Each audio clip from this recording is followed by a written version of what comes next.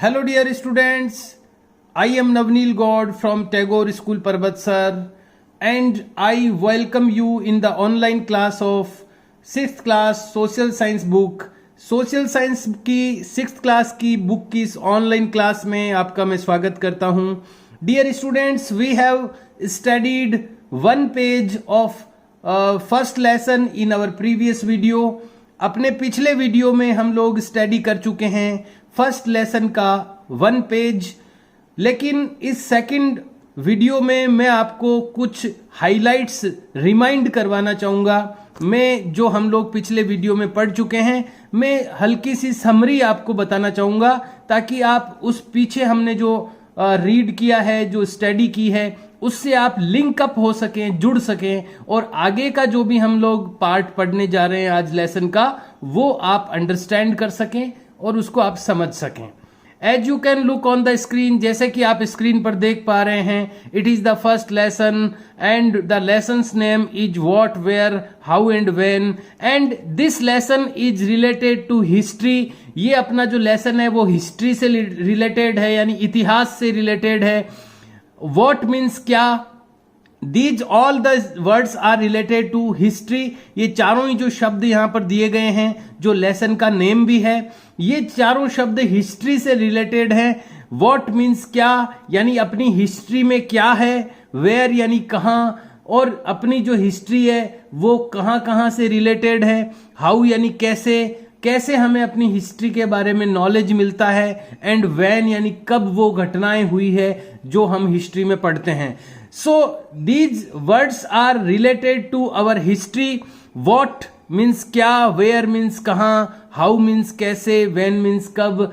All these words are related to our history and we have studied in our previous video an introduction about the history, की history क्या होता है. तो past के बारे में, भूतकाल के बारे में, गुजरे हुए समय के बारे में जब हम स्टडी करते हैं तो वो हिस्ट्री कहलाती है. ये हम लोग पढ़ चुके हैं. मैं आपको लाइन टू लाइन यहाँ पर नहीं बताऊंगा क्योंकि हम लोग बहुत ही डिटेल से पिछले वीडियो में पढ़ चुके हैं. जो लोग भूल चुके हैं ये सब चीजें, उनको पहले प्रीवियस वीडियो देखना चाहिए ताकि उनको वापस रिकॉल हो जाए माइंड में.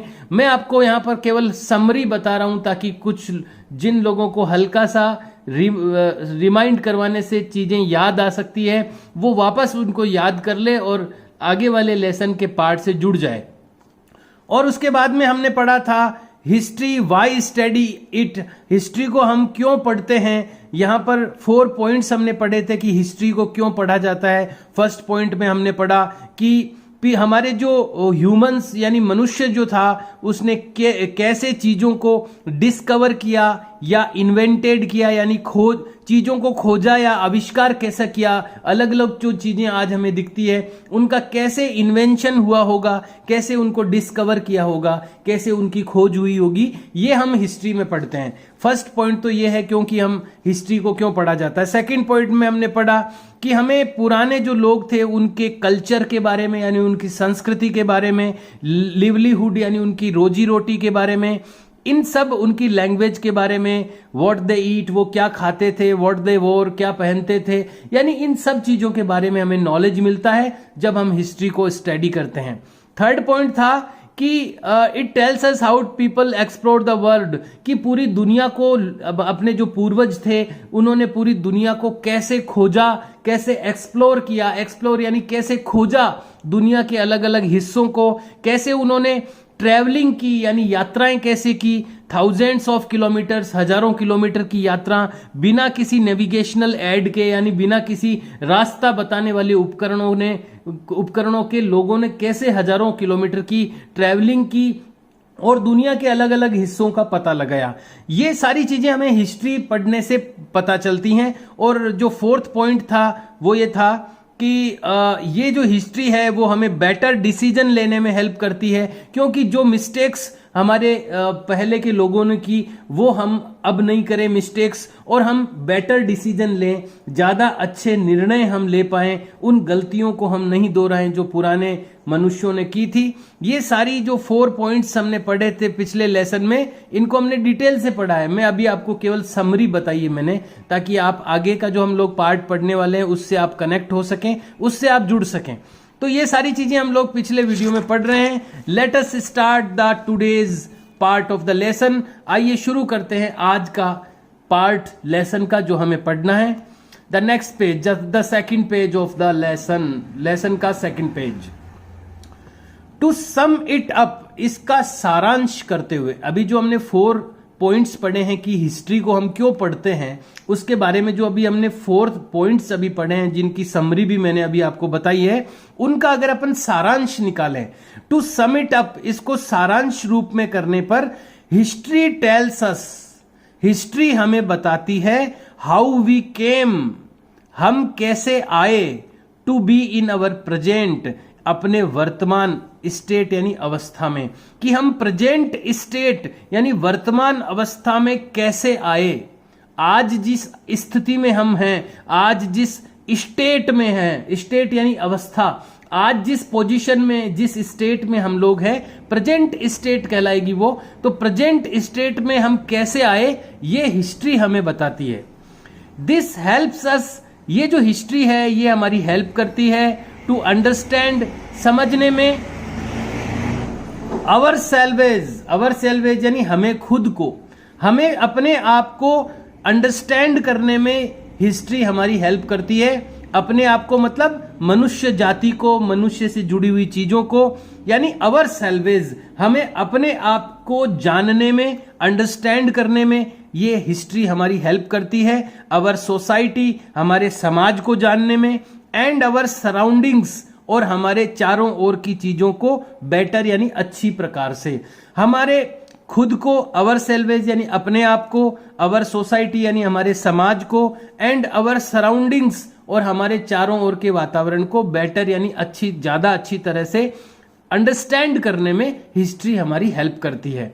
नोइंग अवर पास्ट, हमारे पास्ट को जानकर, नोइंग यानी जानकर, अवर पास्ट यानी हमारे इतिहास को, हमारे भूतकाल को, एनेबल्स अस, हमें बनाता है, हमारे पास्ट को जानना हमें बनाता है, टू फेस, सामना करने के लिए, एंड शेप, और आकार देने के लिए, अवर फ्यूचर, हमारे भविष्य को, विद मोर विजडम, ज्यादा बुद्धिमता पूर्वक, एंड इनसाइट, और सूक्ष्म दृष्टि से।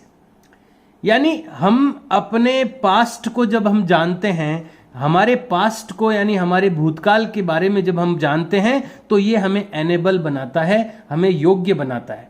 किस चीज के योग्य बनाता है? सामना करने के योग्य बनाता है, फेस करने के। फेस करना, चीजों को फेस करना यानी सामना करना। अब किन चीजों को सामना करने के योग्य बनाता है ये हमें? तो यहां लिखा है शेप, फेस एंड शेप, यानी सामना करने के योग्य बनाता है और आकार बनाने के योग्य बनाता है। किसका आकार?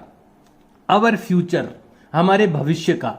यानी हम भविष्य के आकार को ज्यादा अच्छी तरह से उसको आकार दे सकते हैं, अपने भविष्य को बना सकते हैं और उसका सामना कर सकते हैं, फेस कर सकते हैं।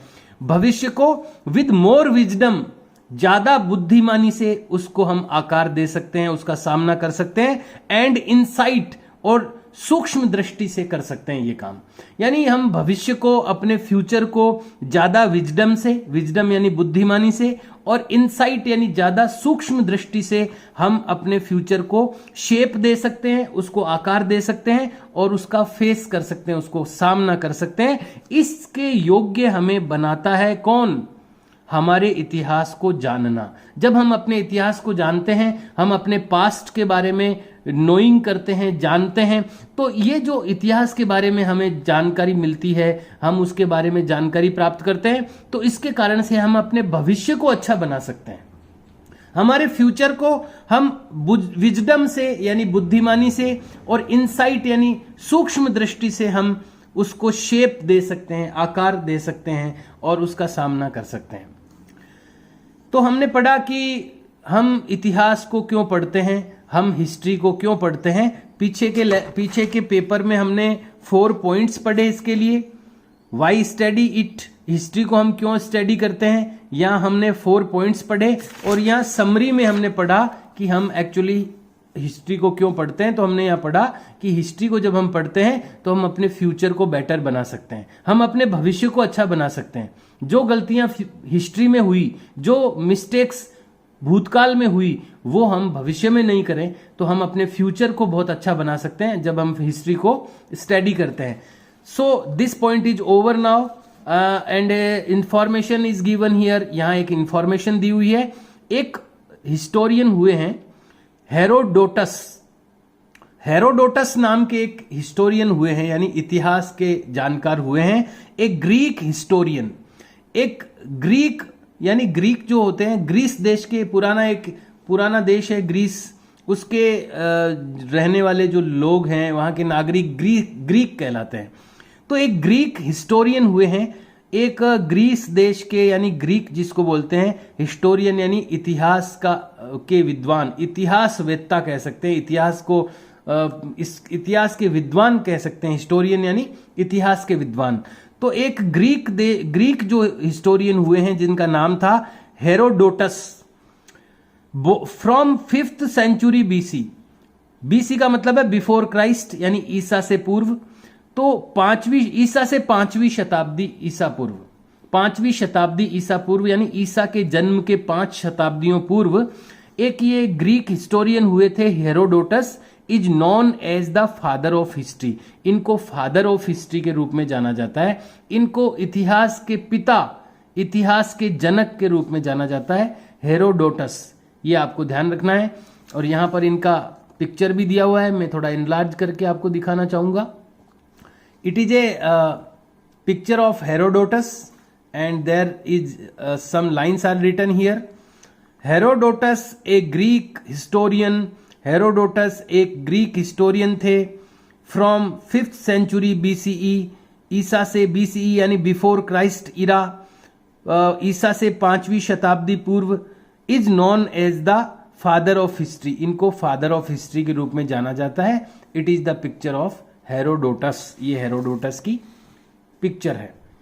Late us study the next point. आइए पढ़ते हैं अगला point. How geography influences history. How यानी कैसे, ज्योग्राफी का मतलब होता है भूगोल। धरती पर जो संरचनाएं होती, धरती के अलग अलग रूप, धरती के ऊपर कई भौगोलिक संरचनाएं हैं, कहीं पर्वत हैं, कहीं पठार हैं, कहीं नदियां हैं, कहीं मैदान हैं। तो ये इनका जो अध्ययन होता है उसको ज्योग्राफी कहते हैं, भूगोल कहते हैं। हिंदी में इसको भूगोल कहते हैं। भूगोल शब्द भू से बना है, भू यानी धरती। तो धरती की जो स्टडी होती है वो भूगोल कहलाती है, इंग्लिश में उसको ज्योग्राफी कहते हैं। तो हाउ ज्योग्राफी, कैसे भूगोल, इन्फ्लुएंसेज यानी प्रभावित करता है हिस्ट्री यानी इतिहास को। इतिहास को भूगोल कैसे प्रभावित करता है, यानी धरती के ऊपर जो ये पहाड़ हैं, नदियां हैं, पठार हैं, मैदान हैं, ये जो चीजें हैं धरती के ऊपर जिसको हम ज्योग्राफी कहते हैं। तो ये जो धरती की संरचनाएं हैं ये अपने पास्ट को, अपने हिस्ट्री को कैसे इन्फ्लुएंस करती है। इन्फ्लुएंस यानी प्रभावित करती है। ये चीजें अपने हिस्ट्री को कैसे इन्फ्लुएंस करती है, कैसे प्रभावित करती है। Let's study about this. आइए इसके बारे में स्टडी करते हैं। The physical features. फिजिकल यानी भौतिक। फिजिकल क्या होता है, कोई भी जो चीजें आंखों से दिखाई देती है वो फिजिकल है। आंखों से चीजें जो दिखाई देती है यानी वास्तव में जो चीजें होती है, हिंदी में इसको भौतिक कह सकते हैं अपन।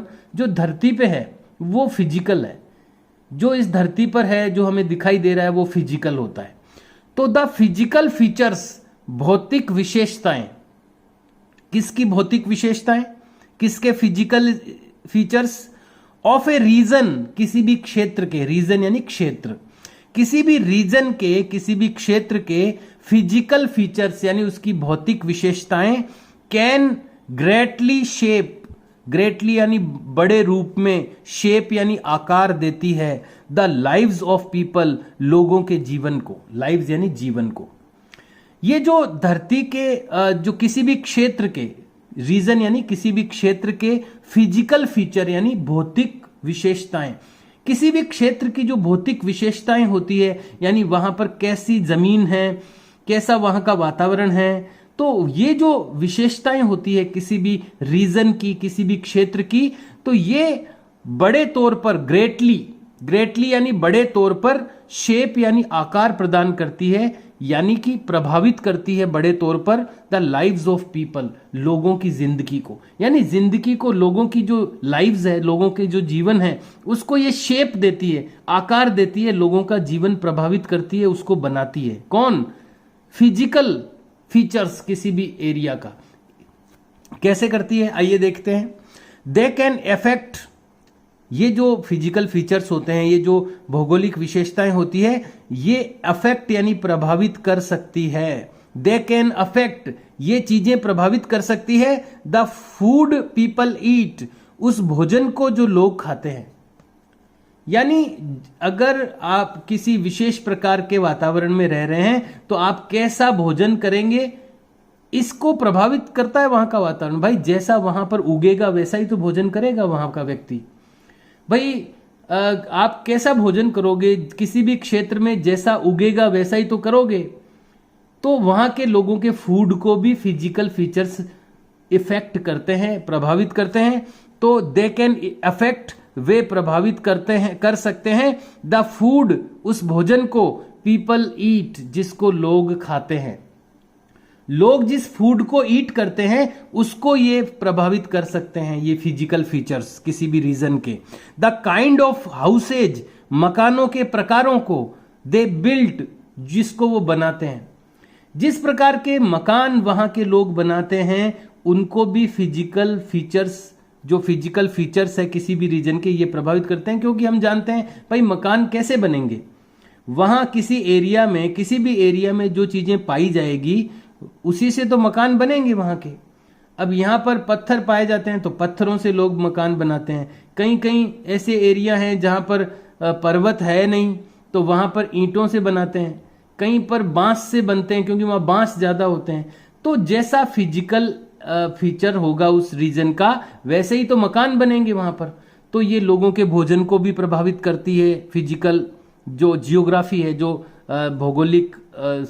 भौगोलिक चीजें हैं, धरती से संबंधित जो भी चीजें हैं जिसको हम जियोग्राफी कहते हैं, भूगोल जो कहते हैं, तो जियोग्राफी लोगों के भोजन को प्रभावित करती है। लोगों के मकान, जिस प्रकार के वो मकान बनाते हैं उसको ये प्रभावित करती है जियोग्राफी। द ट्रेड, व्यापार, दे कैरी ऑन, जो वो करते हैं, वहां के लोग किस प्रकार का व्यापार करेंगे, तो जैसा वहां पर चीजें उपलब्ध होगी उसी का तो व्यापार होगा वहां पर।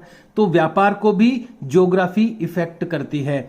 द ट्रेड यानी व्यापार, दे कैरी ऑन, जिसको वो करते हैं, एंड द वे, और वो तरीका, दे डिफेंड, जिससे वो रक्षा करते हैं, देयर टेरिटरी, उनके राज्य की।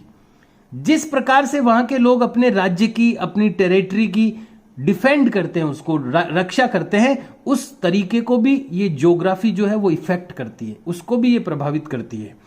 Factors such as type of land, factors यानी कारक, यानी चीजें, as type of, such as type of, जैसे कि किस प्रकार की चीजें हैं ये प्रभावित करने वाली। जो ये ज्योग्राफी है, ज्योग्राफी यानी भूगोल है, जो कि इन चीजों को प्रभावित कर रहा है, इसमें कौन कौन सी चीजें आती है।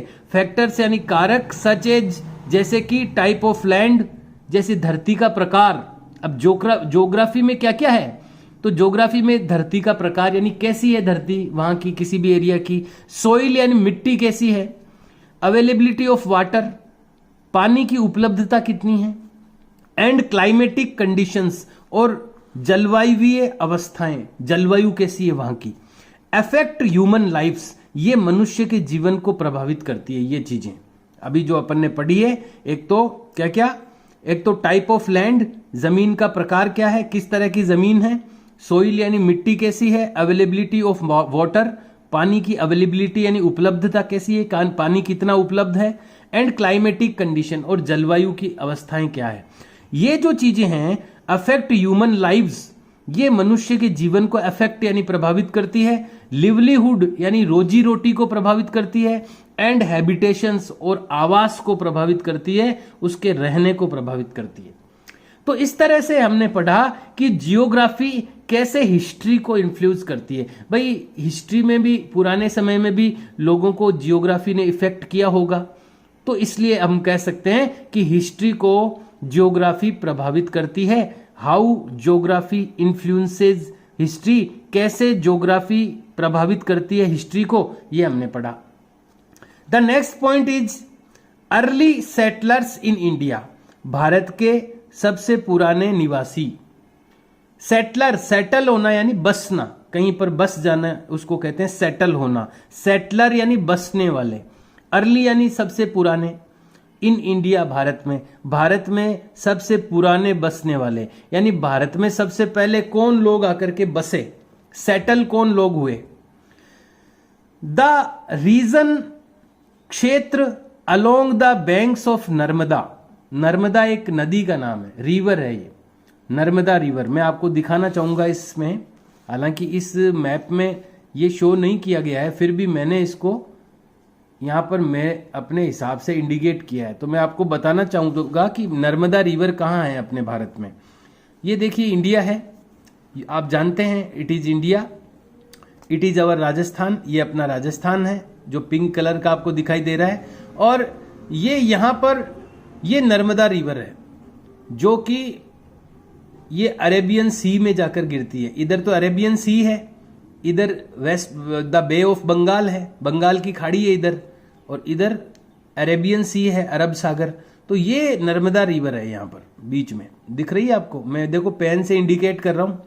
नर्मदा रिवर ये यहाँ पर विंध्याचल के अंदर से निकलती है और आकर के अरेबियन सी में गिर जाती है। ये यानी भारत का एकदम बीच का हिस्सा है, आप देखेंगे ना इसको, तो ये जो कहाँ पर ये फ्लो कर रही है ये रिवर, तो बिल्कुल मिडिल में, भारत के बिल्कुल लगभग बीचों बीच ये नर्मदा रिवर यहाँ पर फ्लो कर रही है। तो मैंने आपको शो किया है कि नर्मदा रिवर कहाँ है, कुछ चीजें और भी शो करूंगा मैं अभी आपको।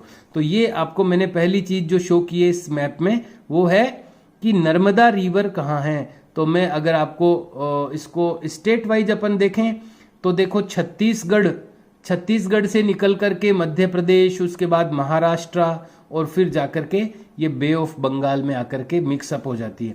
तो ये इसका रूट है नर्मदा का। तो बात अभी नर्मदा रिवर की चल रही थी, इसलिए मैंने आपको नर्मदा रिवर बताई है कि कहाँ है नर्मदा रिवर। आइए पढ़ते हैं नर्मदा के बारे में क्या बताया जा रहा है। द रीजन, वो क्षेत्र, अलोंग द बैंक्स, बैंक्स यानी होते हैं किनारे, किनारों के साथ, या of the Narmada river, Narmada नदी के किनारों के साथ का जो क्षेत्र है, यानी नर्मदा नदी के जो किनारे हैं उनके साथ साथ का, उसके पास पास का जो क्षेत्र है, रीजन है, was one of the earliest inhabited lands. ये वन ऑफ द अर्लीस्ट यानी सबसे पुराने, इनहेबिटेड लैंड्स यानी आवासीय स्थलों, सबसे पुराने आवासीय स्थलों में से एक है। वॉज यानी था, one of the earliest inhabited lands, inhabited का मतलब आवासीय, जहां पर कोई रहता है उसको इनहेबिटेड कहते हैं। एक तो होता है ऐसी जमीन जहां कोई नहीं रहता, और एक जहां पर लोग बसते हैं, रहते हैं, उसको इनहेबिटेड लैंड्स कहते हैं, आवासीय भूमि। तो जो आवासीय भूमि रही है भारत में, उसमें सबसे पुरानी, सबसे अर्लीस्ट, सबसे पुरानी जो आवासीय भूमि है, जहां सबसे पहले कोई लोग रहते थे, वो ये एरिया है नर्मदा नदी के बैंक्स के अलोंग जो रीजन है, यानी नर्मदा के किनारों के साथ साथ जो जगह हैं, वो एक was one of the earliest inhabited lands, वो अर्लीस्ट यानी सबसे पुराने आवासीय भूमि में से एक है ये एरिया। याद रखना, अगर कोई पूछता है कि सबसे पहले भारत में सबसे पुराना ऐसा एरिया कौन सा है जहां पर लोग रहते थे, तो वो नर्मदा नदी के किनारे किनारे जो एरिया है वो ऐसा एरिया है जहां सबसे पहले लोगों के रहने के सबूत मिले हैं भारत में, कि लोग पुराने, सबसे पुराने लोग भारत में वहां रहते थे। The earliest inhabitants of this area, earliest यानी सबसे पुराने, इनहेबिटेंट्स यानी निवासी, सबसे पुराने निवासी ऑफ दिस एरिया, इस एरिया के, वर स्किल्ड गैदरर्स, वो कुशल संग्राहक थे। गैदरर यानी चीजों को इकट्ठी करने वाले। कई लोग पुराने जमाने में, आज भी हैं कुछ लोग ऐसे होते हैं जो चीजों को इकट्ठी करने का काम करते हैं। तो पुराने जमाने में भी ऐसे लोग थे जो जड़ी बूटियां, लकड़ियां, फल कई चीजें जो थी वो इकट्ठी करते थे और उसी से अपना जीवन व्यापन करते थे, तो उनको गैदरर कहा गया है। ऐसा अपन पढ़ते भी आए हैं कि पुराने जमाने में जो इंसान था वो गैदरर और हंटर था, यानी शिकारी और संग्राहक था। तो यहां पर बताया गया है कि द अर्लीस्ट इनहेबिटेंट्स, सबसे प्राचीन निवासी ऑफ दिस एरिया, इस एरिया के, वर स्किल्ड गैदरर्स, वो कुशल संग्राहक थे, यानी बहुत अच्छे संग्राहक थे, चीजों को इकट्ठी करने वाले थे, एंड हंटर्स, और शिकारी भी थे।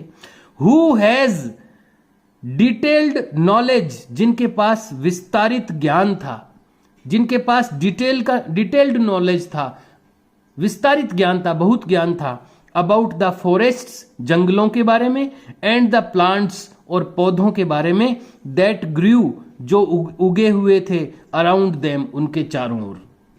यानी ये नर्मदा नदी के तट पर या नर्मदा नदी के जो बैंक थे यानी किनारे थे, उसके अलोंग जो लैंड थी, साथ साथ में जो लैंड थी, वहां पर जो अर्लीस्ट लोग रहते थे, जो प्राचीन सबसे पुराने लोग रहते थे, वो क्या थे? वो गैदरर और हंटर्स थे। वो चीजों को इकट्ठी करने वाले और शिकारी थे, और उनको फॉरेस्ट के बारे में और प्लांट्स के बारे में डिटेल्ड नॉलेज थी, यानी जंगलों के बारे में और पौधों के बारे में उनका ज्ञान जो था वो बहुत ही डिटेल्ड था, बहुत विस्तारित ज्ञान था उनको। तो हमने पहला जो फैक्ट पढ़ा है, ध्यान रखना है आपको कि एक चीज जो अपन ने सबसे पहली पढ़ी है कि सब भारत में सबसे प्राचीन भारत का वह एरिया जहां पर सबसे पहले लोग बसे थे, जिनका सबूत मिलता है। हो सकता है उससे पहले भी कहीं रहते हो भारत में लोग, लेकिन जो सबूतों के आधार पर हिस्ट्री लिखी जाती है, तो जो हिस्टोरियन होते हैं वो केवल सबूतों को मानते हैं। तो अभी तक जो लोगों को सबूत मिले हैं, जो एविडेंस मिले हैं, उसके अकॉर्डिंग नर्मदा रिवर का जो बैंक का जो अलोंग एरिया है, जो नर्मदा नदी के तटीय क्षेत्र है, उसके आसपास जो एरिया था, वहां पर सबसे प्राचीन लोगों के रहने का एविडेंस मिला है, वहां पर उनके प्रमाण मिले हैं। और वो लोग क्या थे? वो संग्राहक थे, गैदरर थे, और वो हंटर थे। तो नर्मदा नदी के बारे में भी मैंने आपको बता दिया है, ये नर्मदा नदी है भारत के एकदम बीच में। एक चीज तो ये ध्यान रखनी है आपको कि नर्मदा नदी के पास का एरिया वो एरिया है जहां पर सबसे पहले लोगों के रहने के बारे में कुछ प्रमाण मिले हैं। अब दूसरा फैक्ट, द फर्स्ट पीपल, पहले लोग, टू ग्रो क्रॉप्स, फसल उगाने वाले। देखिए ध्यान रखना, ये नर्मदा नदी के तट पर जो तटीय क्षेत्र है नर्मदा नदी का, वहां पर जो लोग थे वो किसान नहीं थे, वो या तो शिकारी थे और या फिर वो चीजों को इकट्ठा करने वाले गैदरर थे। लेकिन अब जो बात हो रही है वो हो रही है कि फसल उगाने वाले लोग, सबसे पहले खेती करने वाले लोग कहां थे भारत में? द फर्स्ट पीपल, सबसे पहले लोग, टू ग्रो क्रॉप्स, फसल उगाने वाले, इनहेबिटेंट रीजन्स, जो फसल उगाने वाले आवासीय क्षेत्र, in the Sulaiman and Kirthar hill in northern western India. तो जो सबसे पहले जिन्होंने फसल उगाई, खेती की, ऐसे जो लोग थे वो सुलेमान और किर्थर हिल्स, यानी पहाड़ियों, जो कि पहाड़ियां कहाँ हैं? नॉर्थ वेस्टर्न, उत्तरी पश्चिमी भारत में जो सुलेमान और किर्थर की पहाड़ियां हैं, हिल्स हैं, वहां पर ऐसे पहले लोग मिले, उनका पता चला। टू ग्रो क्रॉप्स, जो कि फसल उगाते थे, इनहेबिटेंट रीजन्स, यानी फसल उगाने वाले आवासीय क्षेत्र वाले जो लोग थे, इन द सुलेमान एंड किर्थर हिल। सुलेमान और किर्थर हिल मैं आपको अभी बताऊंगा मैप में, तो मैं आपको बता ही देता हूं कि सुलेमान और किर्थर हिल कहाँ है। तो यहां पर जैसे कि बताया गया है कि ये कहां पर? North western India. नॉर्थ यानी उत्तर, वेस्टर्न यानी पश्चिमी, उत्तरी पश्चिमी। तो ये किसी भी मैप में ऊपर का हिस्सा तो नॉर्थ होता है और इस लेफ्ट साइड इधर का हिस्सा जो होता है वो वेस्ट होता है। तो नॉर्थ और वेस्ट के बीच में अब मैं आपको बताना चाहता हूं कि ये कहां है। अभी पाकिस्तान में है ये एरिया, सुलेमान और किर्थर। तो आपको देखो, ये जो मैंने एस लिख रखा है, ये जो पॉइंट मैंने बना रखा है, यहां लिखा हुआ है पाकिस्तान। पाकिस्तान में पहले तो ये इंडिया में ही था, पाकिस्तान खुद भी। अब पाकिस्तान में ये जो एक मैंने पॉइंट बनाया है और यहाँ एस लिखा है मैंने, तो ये जो पॉइंट है ये सुलेमान की पहाड़ियां हैं यहाँ पर। और इसी पाकिस्तान में नीचे एक पॉइंट और बनाया मैंने, अपने राजस्थान के पास में ही है ये, यहाँ पर मैंने के लिखा है, तो ये किरथर की पहाड़ियां हैं यहाँ पर। तो ये पाकिस्तान में है दोनों ही, सुलेमान की पहाड़ियां और किरथर की पहाड़ियां। ये वो एरिया है जहां पर पहली बार पुराने लोगों ने, प्राचीन लोगों ने फसल उगाई थी, यानी वहां खेती की थी। अभी हमने पढ़ा कि सबसे पुराने लोगों के रहने के प्रमाण तो नर्मदा नदी के तट पर मिले हैं, लेकिन वहां पर जो लोग थे वो हंटर और गैदरर थे, वो शिकारी और संग्राहक थे। फसल उगाने वाले जो लोग थे वो सबसे पहले पुराने जो लोग जिन्होंने सबसे पहले फसल उगाई, क्रॉप ग्रो की जिन्होंने, तो वो सुलेमान और किरथर की हिल्स में मिले हैं। ये दूसरा फैक्ट है, ये ध्यान रखना है आपको। सबसे पहले पुराने लोग कहाँ मिले रहने वाले, वो तो नर्मदा के बैंक के अलोंग जो लैंड है वहां पर। और जो सबसे पहले क्रॉप्स ग्रो करने वाले लोग थे, द फर्स्ट पीपल, सबसे पहले लोग टू ग्रो क्रॉप्स, फसल उगाने वाले, इनहैबिटेड रीजन्स, आवासीय क्षेत्र, फसल उगाने वाले आवासीय सबसे पहले लोगों के क्षेत्र in the Sulaiman and Kirthar hill, Sulaiman और किरथर की पहाड़ियों में, इन नॉर्थ वेस्टर्न इंडिया, उत्तर पश्चिमी भारत में। उत्तर पश्चिमी नॉर्थ वेस्टर्न इंडिया में सुलेमान और किरथर की जो हिल्स है वहां पर ये क्रॉप्स ग्रो करने वाले यानी फसल उगाने वाले पहले लोगों का आवासीय क्षेत्र है था। तो यहां पर मैंने आपको शो भी कर दिया है कि सुलेमान और किरथर की पहाड़ियां पाकिस्तान में हैं अभी। तो नेक्स्ट हम लोग अगला जो पॉइंट है वो पढ़ेंगे। तो हम लोग पढ़ रहे हैं कि सुलेमान और किरथर की जो हिल्स है वहां पर ये फसल उगाई गई। सबसे पहले दे ग्रू क्रॉप्स, उन्होंने फसल उगाई, लाइक व्हीट एंड बार्ले, गेहूं और जौ, उन्होंने गेहूं और जौ की फसल उगाई। अबाउट 8,000 ईयर्स एगो, लगभग 8,000 वर्ष पहले। तो ये सुलेमान और किरथर की जो हिल्स थी जहां पर लोगों ने पहली बार फसल उगाई, गेहूं, व्हीट और बार्ले यानी गेहूं और जौ की फसल उगाई, कितने सालों पहले? 8,000 ईयर्स एगो, 8,000 वर्ष पहले ये उन्होंने किया। They also Rudyard animals, Rudyard यानी होता है पालना, एनिमल्स यानी जानवरों को, वे जानवरों को भी पालते थे, लाइक शीप यानी जैसे कि भेड़, गोट यानी बकरी, एंड कैटल यानी मवेशी, दूसरे जानवर। तो यहां पर यह भी बताया गया है कि उन्होंने 8,000 ईयर्स एगो व्हीट और बार्ले यानी गेहूं और जौ की फसल भी उगाई और वे जानवरों को भी पालते थे। They also Rudyard animals, Rudyard यानी पालते थे एनिमल्स को भी, जैसे कि शीप यानी भेड़, गॉट मीन्स बकरी, कैटल मीन्स मवेशी। यहां पर एक बॉक्स दिया गया है, इसमें एक क्वेश्चन है जो कि आपको करना है अपनी नोटबुक में, और ये फर्स्ट क्वेश्चन है जो आपको करना है ऑन योर ओवन, आपको अपना स्वयं करना है। ये क्वेश्चन क्या है इसमें मैं आपको बता देता हूं, मैं इसका आंसर भी आपको बताऊंगा, वो आपको अपनी नोटबुक में करना है। फाइंड आउट, पता लगाएं, एनी 2 हिस्टोरिकल फैक्ट्स, 2 ऐतिहासिक तथ्यों का, अबाउट द प्लेस, उस स्थान के बारे में, यू लिव इन, जिस पर आप रहते हैं, यानी आप जिस प्लेस पर रहते हैं उसके बारे में 2 हिस्टोरिकल फैक्ट्स यानी 2 ऐतिहासिक तथ्य यानी 2 ऐतिहासिक बातें पता लगाइए, इतिहास की बातें। आल्सो नेम योर सोर्सेज, और आपका सोर्स भी, आपके सोर्स का नाम भी लिखिए। सोर्स यानी आपको ये बात कहां से पता चली। तो मैं आपको शो कर रहा हूं इसके आंसर, आपको ये नोट करने हैं, ये क्वेश्चन लिखना है पहले तो आपको अपनी, सबसे पहले तो आपको ये न्यू नोटबुक इसमें अप्लाई करनी है, लेसन का नेम लिखना है, lesson number 1, what, where, how and when. Books भी अवेलेबल है, कोई लेना चाहे तो शॉप पर, और अदरवाइज आप स्क्रीन से राइट डाउन कर सकते हैं। और ये क्वेश्चन आपको लिखना है, find out any 2 historical facts, find out any 2 historical facts, कोई 2 हिस्टोरिकल फैक्ट्स पता लगाइए, अबाउट द प्लेस, उस स्थान के बारे में, यू लिव इन, जिस पे आप रहते हो, जिसमें आप रहते हो। आल्सो नेम योर सोर्सेज, और आपका जो सोर्स है, आपने कहां से ये बातें पता लगाई, आपका सोर्स क्या है वो भी आपको लिखना है। I am telling the answer, of this question. दो बातें हमने यहाँ लिखी है, 2 फैक्ट्स यहाँ पर लिखे हैं मैंने पर्वतसर के बारे में, क्योंकि पर्वतसर में रहते हैं हम लोग।